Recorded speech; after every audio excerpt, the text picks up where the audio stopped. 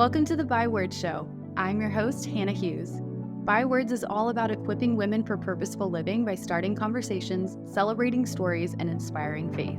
In a world that applauds the hustle, I'm here to help you break free from the lies and come back to what really matters. It's time to get real, get rooted in truth, and come alive in relationship with Jesus so you can show up to each day with intention and confidence no matter where you're at in your story. Here we believe that embracing our stories brings hope, healing, and purpose to the process, and sharing our stories helps others do the same. Whether you're looking for a midweek faith refresh, practical tools for pursuing your dreams, or just need some good old-fashioned girl talk, you're in the right place.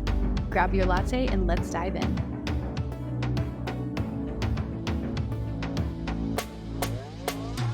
Hello, everybody. Welcome back to another episode of the Bywords Show. Today is the day. You guys loved the episode, which, I don't blame you. She's amazing. Michelle Castro, we talked about last time lies women believe about sex, marriage, intimacy, all of those kinds of things. And it was just such a hot topic, understandably. Honestly, Michelle, you're one of my favorite people now. And I love the conversations you and I have been able to have about this just as friends and processing together. So what's been on your heart lately? Catch everybody up who hasn't been maybe around for the whole transition to now rip it off. But we're talking about these topics that can be a little bit uncomfy and awkward, but I love that you're just going there. So fill in the gaps for everybody. How'd you get to rip it off? And why are you so passionate about this conversation? Oh my gosh. Well, how much time do you have? I know, right? Really, everyone just stop what you're doing, okay? Well, first, thank you so much. I feel so honored to be back again.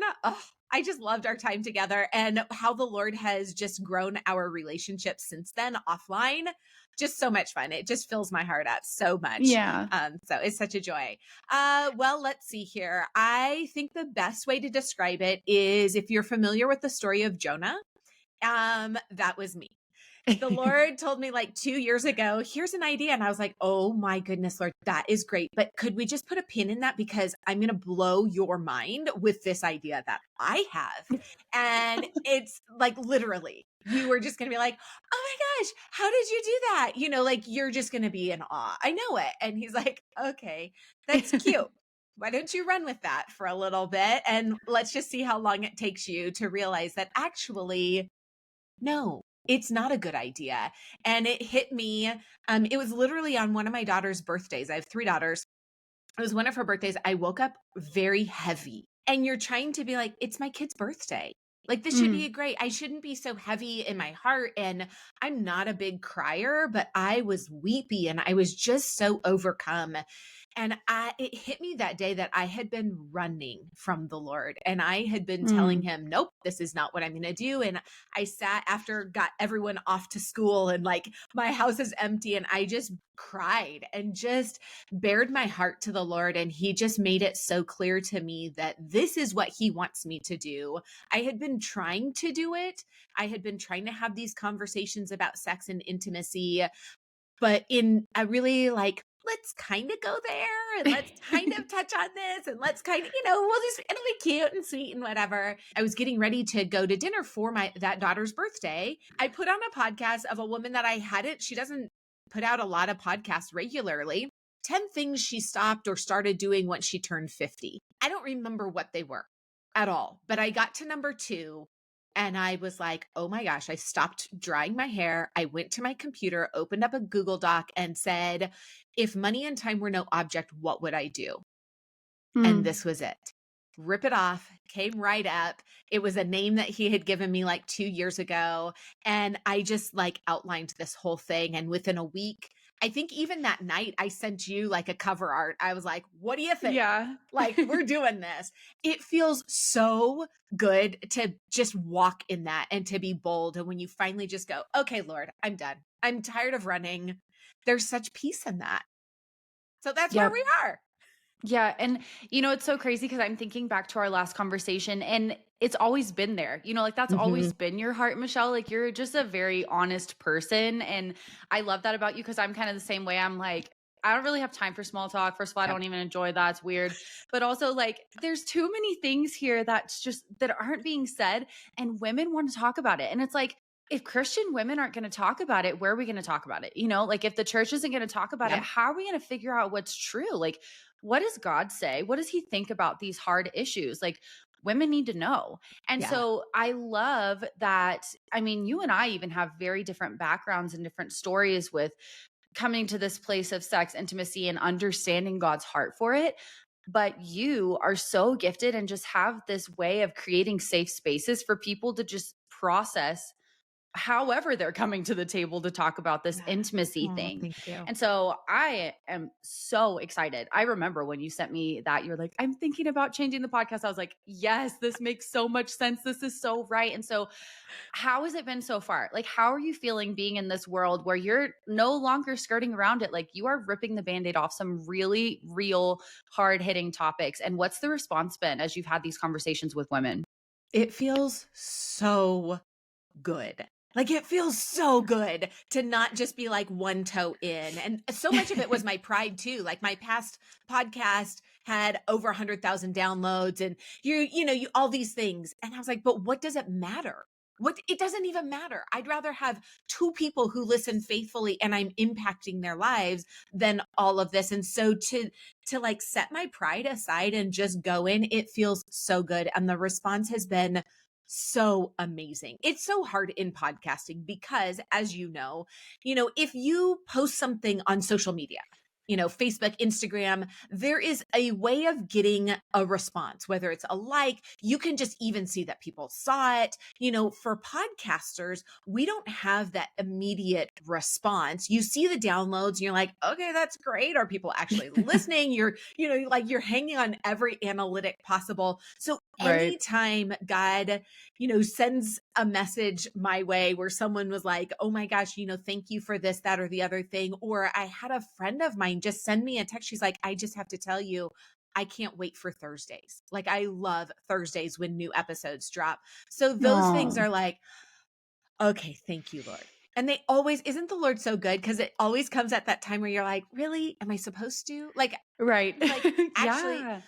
Gideon, okay, stop laying the fleece out. Like, I made it clear, do this, just keep going. But yet he's so kind and he sends us those messages. It's been amazing. And each time I want to revert to my like comfortable self, I'm like, no, I got it. Like, we're ripping the band-aids off. We're not like doing it a little at a time. Like, we're getting it off. And yeah, the response has been amazing and I love it.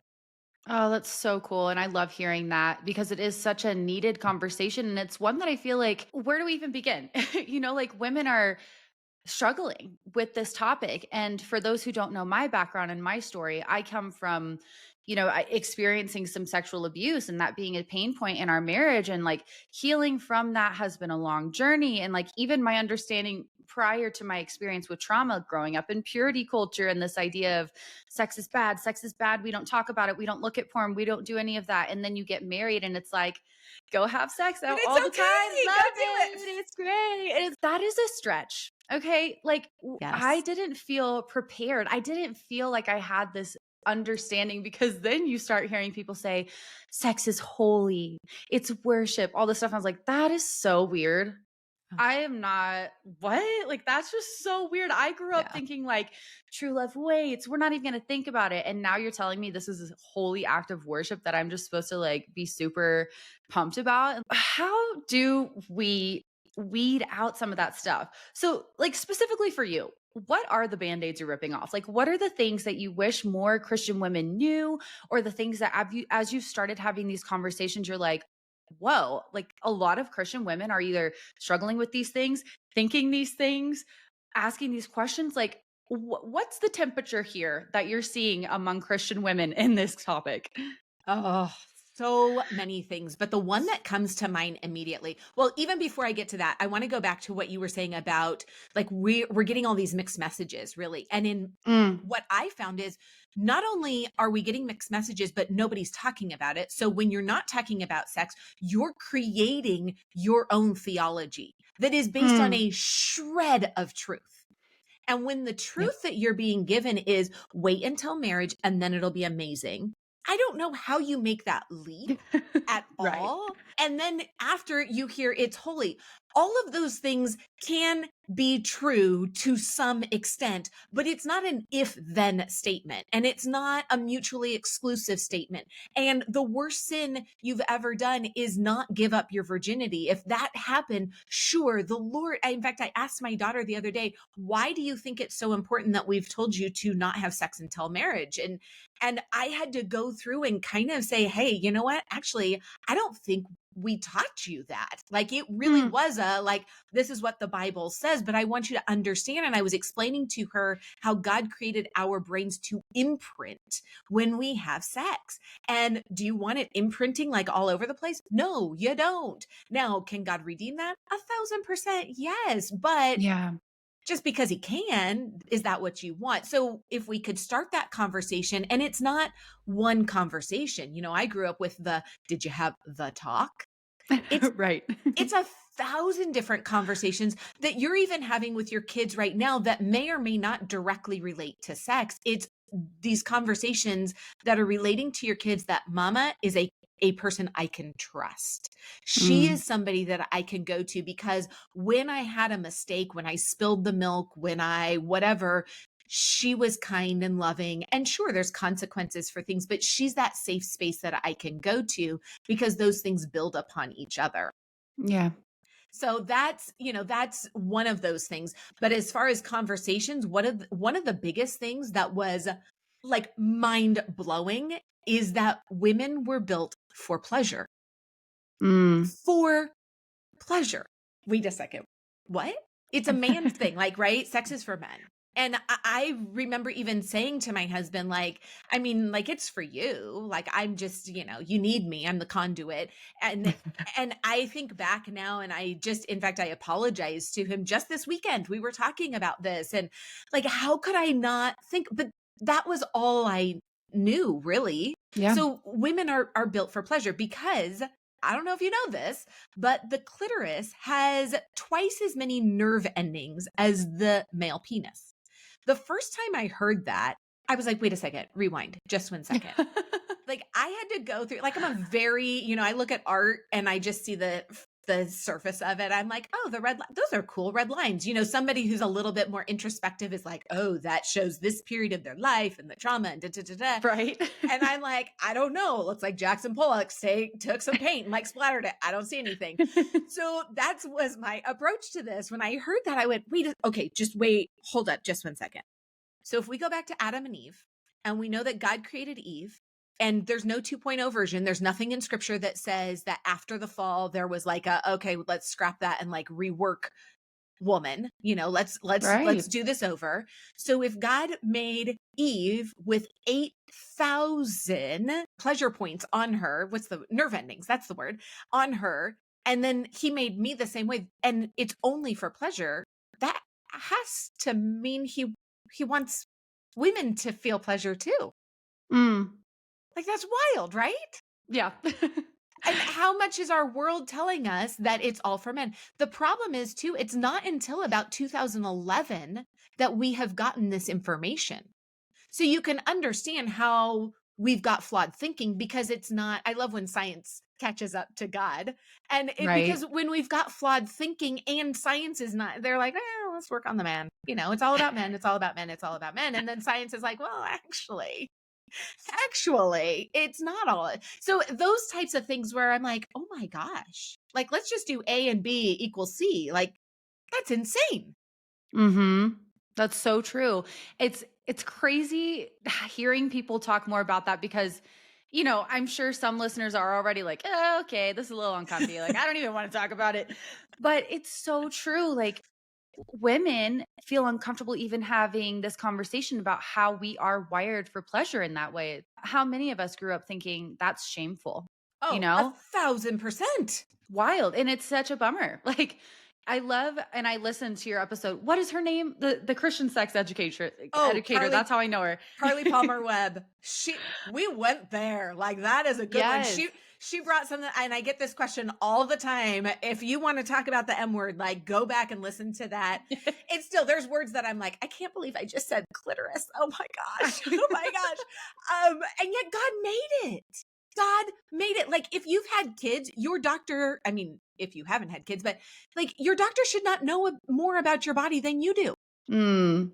Yeah, that's so true. Like, and we never think about that. No one's talking about that, especially in the No. Christian world. And so, this shame piece, first of all, where does that come from? And second of all, how do we get that out of the picture? Because obviously, that is going to bring some sort of wedge in between our intimacy with our husbands. Like, if there's a shame aspect, that even scientifically, like our head space, like that gets in the way of us actually experiencing that pleasure. So break that down for us. What's going on there? Yeah. Well, where does it come from? It's Satan. It's totally the enemy. He wants nothing more. What we know, he's got a very short mission statement. It is to seek, steal, and destroy. Like that's it. Mm, But he is very good at it.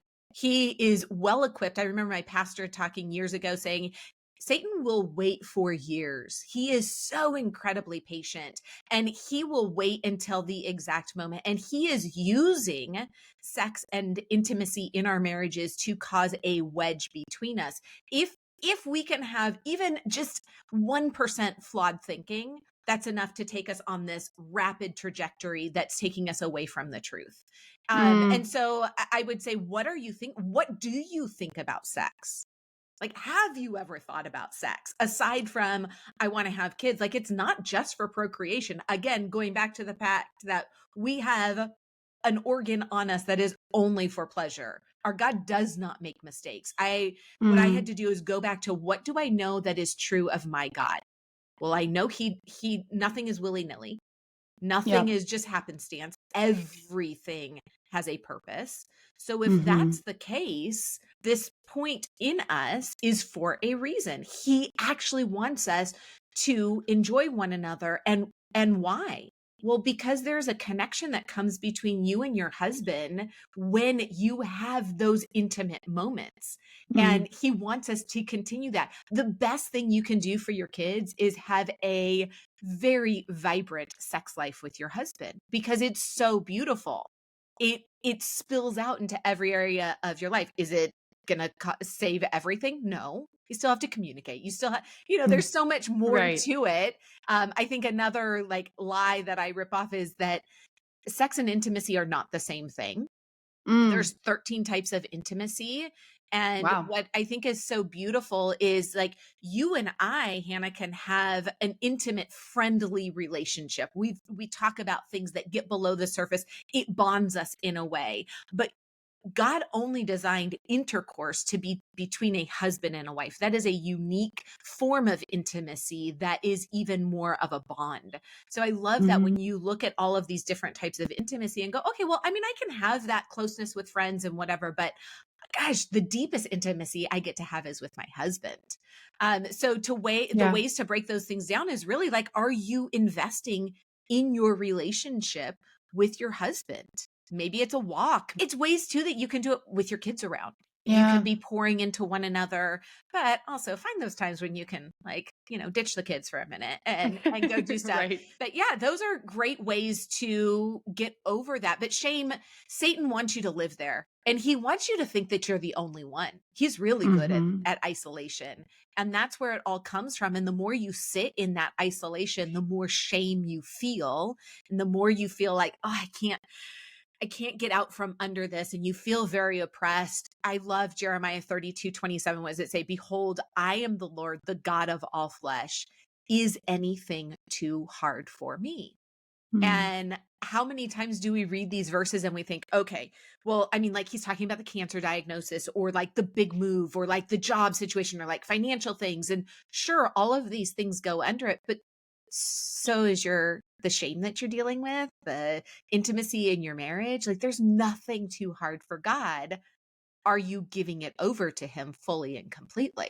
That's so good, Michelle. And even hearing you talk about that, it's so interesting. And I look back on my past as I've just, I've been on a very long healing journey with, all of those variables and factors that I mentioned before. But, like there's so many women, no one's coming to the table with just one thing. Yeah. Usually it's multiple things piled on. And like you said, kind of crafting our own theology based on what the world is saying, our body image experience, being a mom to young kids and stress in life. Maybe it's trauma. Like there are so many layers to this. And it's so sneaky and crafty that the enemy has put shame on something that then, causes a wedge Mhm. between the thing that's actually supposed to help us like build that intimacy and make us stronger. Yeah. That's so stupid. Like It it just is. makes me It's so so stupid. frustrated. And yet Satan is so good at it. And he's so good of making this like vicious cycle. Right. Like I remember with my last kid, I got mastitis. I had never had mastitis with my other Ugh. kids. I got it constantly. But what does your doctor say to do? Keep nursing. You're like, "But I'm sorry. Wait, it's usually a male doctor, right?" And you're like, I'm sorry. Did I not clearly express what is happening here? Like they hurt. And he's like, no, you need to keep nursing. And I was sharing this with somebody the other day. I went, wait a second. That's the exact same thing that we need to do in our marriages. We're struggling with this. And I'm not saying like, go hop into bed, like everything's hard. But kind of. The thing that you're not doing is really the thing that you need to be doing. And it's going to hurt and it might be hard and but you also need to be communicating about that and having those conversations. And I just know from my own experience that when things are tough and yet like I put my hand in the blender and say, okay, this is what we got to do. Like, babe, I don't care what you say, but we got to get naked and we got to have sex. Just do it. Like there is something about that at the end of it, you're like, oh, actually, I didn't really like you, but this was exactly what we needed to do. Like this is actually good. There's a reason for that. That's good. And, I want to point out while we're on this topic, something you and I have even talked about before for those women who have maybe been through a sexual trauma or there's other factors. I have shared this with Michelle before once where Christopher and I were meeting with some mentors years ago and we were talking about how, and this is when I was earlier on in my healing journey with intimacy and processing my own stuff. And I was just telling her like, it's hard for me to Yeah. connect in that way. I've had this experience that has kind of tinted my experience now, And she was like, I want to preface this by saying she meant well. And most Christian women do. Like in this conversation, the advice that we're given, the messages that we're hearing from the church world, I think a lot of them are with a good heart, but she was like, well, sometimes you just have to do it anyway. Like it's just an act of Mm, serving your husband. And at that point in my healing journey, that wasn't the right option for me. And I remember going to therapy and processing it with my counselor. And I was like, be a sounding board here. Do I just need to like, quote, get over myself and do mm, this anyway? And at that point in my healing journey, it wasn't the right option for me because, my therapist was explaining for someone who has a history of trauma, it's almost like a yep. re-traumatization because then you're doing it again. You feel like you don't have a choice. Everything, with wisdom. And definitely if you Yes. have been through trauma or something that's hard like that, invite someone into it who can help you, whether it's like some sort of counseling or marriage counseling, sex therapy, something. Yeah. There's a time and place. But I think there are moments as well, like, in seasons with young kids, sometimes you just literally need to put it on the calendar. Yes. Sometimes you just need to stop what you're doing. You got to, Yeah. let's be real. The to-do list is never going to end. The laundry's never going to be actually done. So sometimes you just need to do the thing. So like, Yeah. obviously there's a balance there, right? So Michelle, speak to that. Like when the woman is stressed, when there's things going on that are hard, how do we do that dance of, okay, I need to set this aside for a second and prioritize reconnection with my husband? Or I need to communicate with him that maybe right now I just need a different kind of intimacy. Does that make Yeah. sense? Oh, How do yeah. we navigate that? Yeah, absolutely. And before to your previous point, when I was doing premarital and so many women that I've talked to, they would get counseling that the answer is always yes. The answer is not Mm, always yes.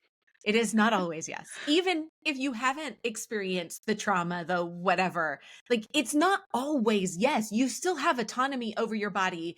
And I mm. would say go to your heart. What is your heart? Are you being, a stinker? Because you're just like, I can, but it all comes back to what you just asked. It's about communication. Are you Mm. talking with your husband? Are you telling him, hey, babe, you know what? You know my past. This is a real rough season right now. Can we, talk about this? I need to seek additional help, a biblical counselor, a whatever. But it always comes back to, I asked my husband on our anniversary last year, like, what is the number one advice you would give a newly married couple or a couple about to get married? And his first answer was, have as much sex as possible. I was like, that's cute. Let's like maybe another one. And it was communication. And he's so right. Everything hinges on that communication. And I believe firmly if you came to your husband and said, hey, babe, I love you. That's not even a question here. I'm personally struggling today, right now, this month, this week, whatever it is. Can we talk about this for a bit? Or I don't even have the words. I need to meet with somebody and so that they can help me with these words and figure out where I'm at, because I don't want to just rip off our clothes and hop into bed because it's going to be a quick fix, because actually it's not. It's going to take me backwards a little bit. So each situation is so incredibly nuanced, but I think at the end of it all is praying and asking the Lord for wisdom and discernment. What do you need right now? Also, is this season becoming like a really long season? Like, are we talking that this, a couple weeks is turning into a couple months, is turning into a couple years? Like, have a heart to heart with yourself. Like, are you really trying to get to the root of this, or are you trying to continually kick the can there? Because for as many women who are really trying to get to the root of it, I do believe that there are a number that are like, well, this is my story. This is our time of no sex and we're on year 3, but each situation is very nuanced. And if you're I'm a firm believer that most marriages, even if you're not a believer, your husband and wife really do want the best for one another. But if you're not in that situation and you are literally right now in a situation of abuse of any kind, Mhm. you need to be seeking professional help. Stop this podcast right now, call your church, the hotline for sexual abuse and whatnot, and get true help for that. This is for those of you that are, you're going through some stuff, and maybe it's, you got toddlers, you got little kids, which is a lot. It's a Right. whole lot. And so maybe that's what you have to do. You do have to schedule it. You have to say, okay, babe, I'm going to get home from work. You're going to get home from work. We're going to put the kids to bed. I need 20 minutes. Can I just take a shower? Can I take a bath? Can I, each of us have that time, watch a show for a minute, and then we need to connect together, because it is so sweet. The Lord designed it for a reason. And there is really such beauty in that connection Right. together. Yeah, and I think that's the key, right? It's just how can you cultivate that connection? Because Yeah. going back to the the very start of this conversation, that huge leap that we're expected to make from like don't talk about it, don't think about it, don't be in a room alone while you're dating or engaged, and then now go on a honeymoon and stay in your room the whole time. Obviously, that's not realistic for a lot of women. Yeah. So, in those seasons of busyness, of stress. Maybe there's something hard going on, transitions, a move, whatever it looks like. Of course, those kinds of things, stress, are going to not get us in the mood, right? Yeah. So, how do we start to bridge that gap? Like you said, women are made for pleasure, but we can't go from 0 to 100. So, what does it look like to actually build up and nurture and cultivate that connection and intimacy with our husbands, like even outside the bedroom, to get us ready for that, you know? Yeah. I mean, for me, I'm like, honey, if you unload and load the dishwasher without me even asking it, like, that's amazing. Right? I think so much of it depends too on your season of life. Like, our kids are older, which is great. And so many of my friends think, oh, you have freedom. No, I have college kids. They come, they go, they're in, they're out. They're like, they're messing with the schedule. It really comes back down to that, like having a conversation with your spouse and just saying, okay, can we go for a walk? Like, one of our best ways to connect is to get out and go for a walk. And I don't care if things are clicking along for you guys or they're not, go out on a walk. It is like the best therapy you can ever have. Number one reason why is you're not face to face. You are side by side, and Hmm. there's something about your guard that just pops, it just like relaxes when you don't have like eyes looking straight So at true. you. It just is like, oh, okay. Or go on a drive together. I don't know though, but the like outside in nature on a walk is amazing. Go do that. Even if it's a 10-minute walk. There have been times where we are at odds to each other and we've like named the elephant in the room. Like, I'm not really happy with you right now, but we're going to go for a walk. And we've been able to have a conversation that we would never have had at home Mm, because we don't have the distractions of the kids, the TV, the whatever. You do have the distractions of nature. And it's beautiful. And you can kind of just like look around at things. And so it really goes back to that communication and telling him, hey, I'm struggling right now too. Maybe I'm just not feeling it. I'm feeling overwhelmed with the finances. I'm feeling overwhelmed with the time of year that it is right now. I'm feeling overwhelmed with the life that we've got going on. Just it's good, but it's a little wild. And how, right? how can we make time for one another? Yeah, that's really good. Getting out of that 0 to 100 mindset. It's Yes. just unrealistic for most people.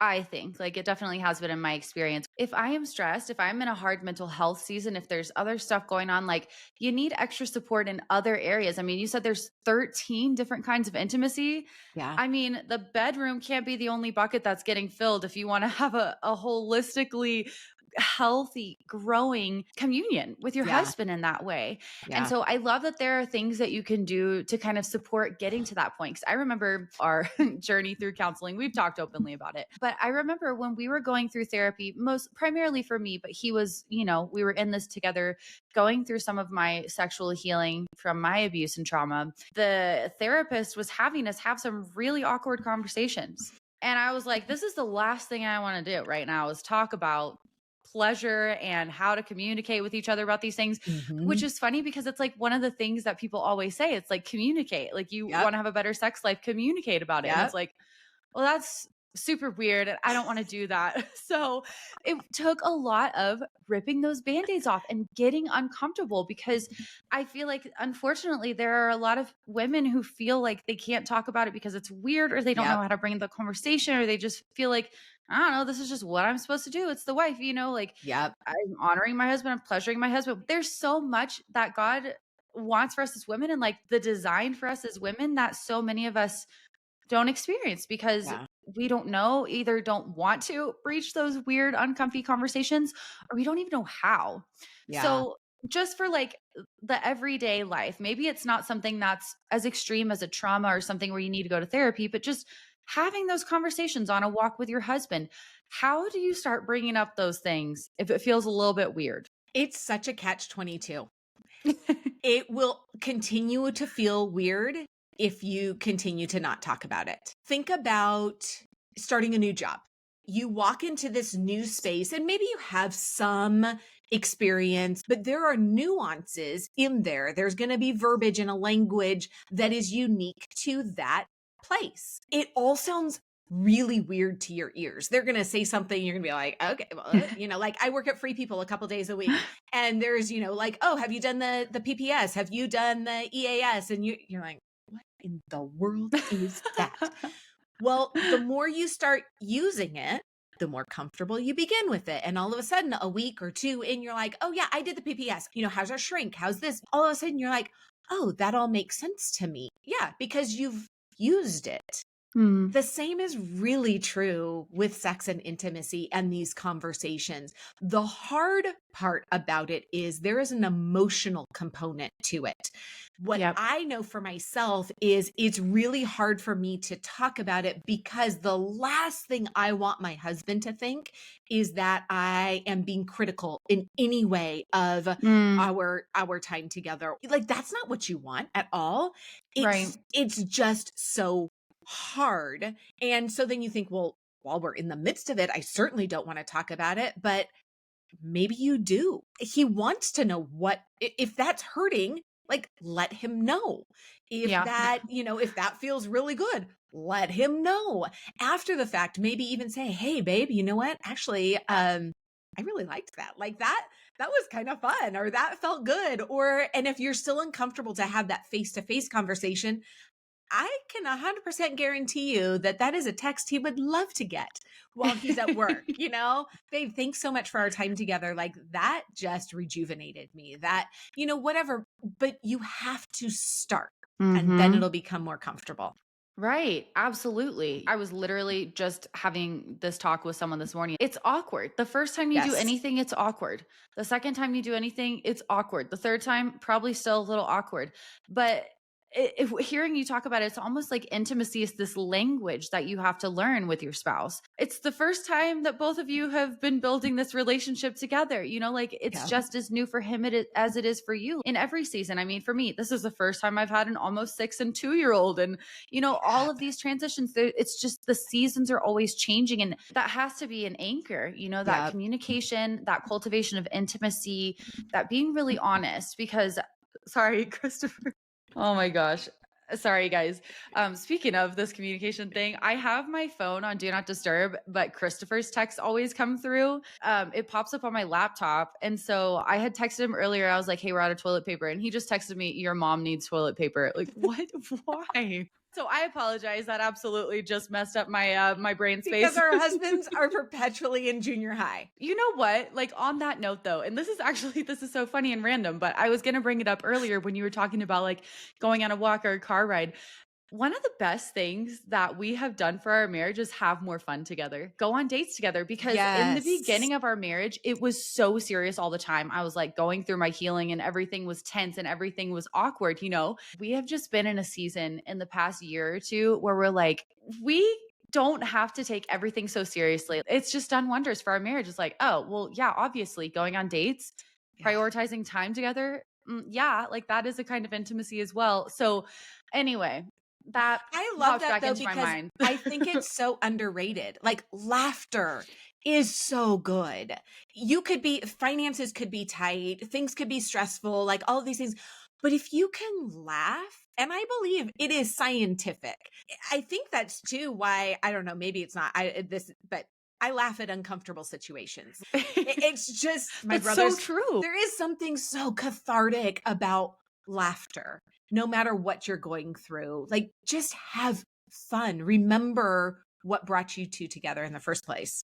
Yes, that is so true. I mean, even the Bible talks about how laughter is medicine, Yep. and if you are someone who, like me, is, I'm I feel like I am stressed out a lot in this season of little kids and crazy life and transitions and moving to a new state and being overwhelmed. And everything feels so tense sometimes. We can get in that mode where it's like, I can't think about anything else but my to do list and all these things that I've got to fix and all these kids running around in this crazy schedule. Something about just like having fun, getting in nature, laughing, like it calms you down. Yeah. It like releases some of that and it helps you be able to connect because like I don't know about y'all, but when I'm stressed, when I'm overwhelmed, I am not able to connect with my husband the way I am when we're laughing in the car with our kids or we're outside having fun. Literally so easy, so simple. Yeah. But like we can get so in the mode of like doing all the things and being super mom and doing our jobs and all this stuff that we forget to just enjoy this time with our husband. Because I have heard so many people say, once your kids grow up and you're empty nesters, it's almost like you have to relearn who you're married to. And it's like, I don't want to get to that point and be like, okay, so how have the last 18 years of your life been? You know what I Right? mean? You like sit across and introduce yourself. Hi, I'm Yeah. Michelle. Nice. Well, and that's where we're at. Like our oldest is getting married in Mm, a few months. And a couple years ago, I looked back and I was like, oh my gosh, I don't want to get to that point where they're all gone. And I'm like, oh, crud. I mean, you know why so many people get divorced after the kids right. are married, because all of a sudden they sit down with this stranger because they haven't Right. taken the time. And I get it. You're busy. You've got all the things going on. And these children, like the little ones, they need you for everything. Yeah. But don't you think that Satan takes advantage of that? Hmm. Every day and twice on Sundays, you better believe it. He Oh, yeah. is taking those cuties and he's making you think that their needs supersede your husband's. And Mm, to an extent, they do for a time. But where is that communication again and talking and maybe for a time that's what it is. It's laying in bed and just talking about your day and just having that connection while you like in the 3 seconds that you have before you're like dead to the world. But that doesn't last forever. And I think what happens as moms is we hold on to that. And there's something Mhm. really sweet about our kids. Like our kids are easy. And this, I was telling my husband this the other day, like they're easy. You mess up, you come to them. I'm so sorry. They give you a big squishy hug and you're the best mommy. And your husband, it's hard sometimes because those feelings are so deep and those wounds have built upon each other and we haven't talked about them. So it just becomes harder and harder. And the Right. last thing we want our marriage to become is this place of like, not even obligatory, but kind of obligatory sex because we're like, well, I'm Right. supposed to. Well, that's for sure gonna that's not building any kind of intimacy, you know? Like, if anything, that's driving the wedge even deeper, you know what I mean? Like, Yeah.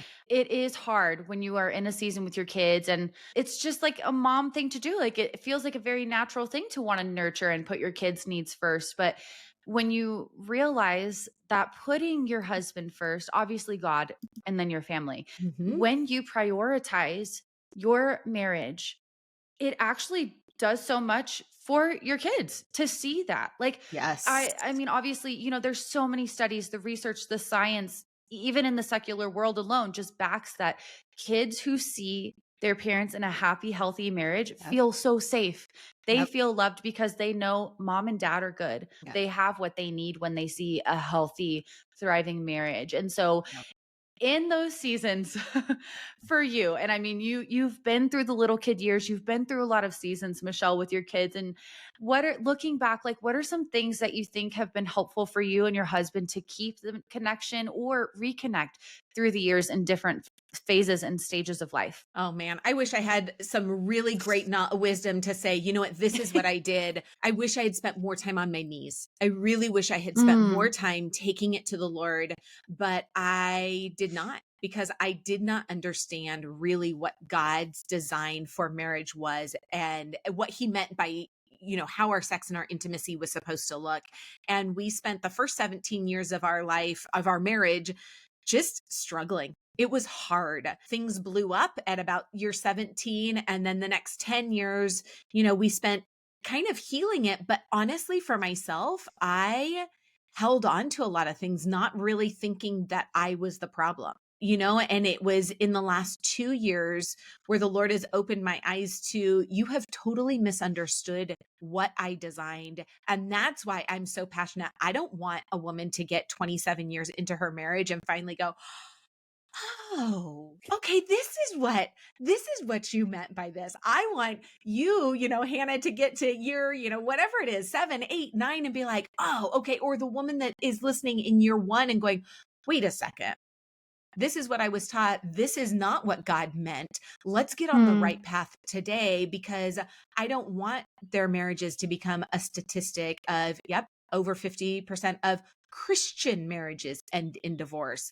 So I wish I had spent more time on my knees, which is exactly why I created, it's not a devotional. I keep calling it's really not. It's really more like a 31-day journey about reclaiming the pleasure and redeeming the design that God has for our marriages, because it's talking about those things that I never heard.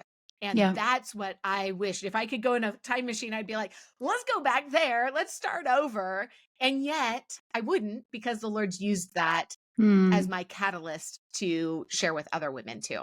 Yeah, I love that you said that there at the end too. Like, it's never too late to build or rebuild or reconnect in your marriage. God can do anything. And I have seen, I can't remember if I've shared this on the podcast before, but that season of our marriage that was really hard in the first, like, I don't know, 5 years or so, and this year it'll be 8 for us. I just remember meeting with some mentors and talking about our struggles, and the husband of this mentor couple we were meeting with was like, "How are you guys still together?"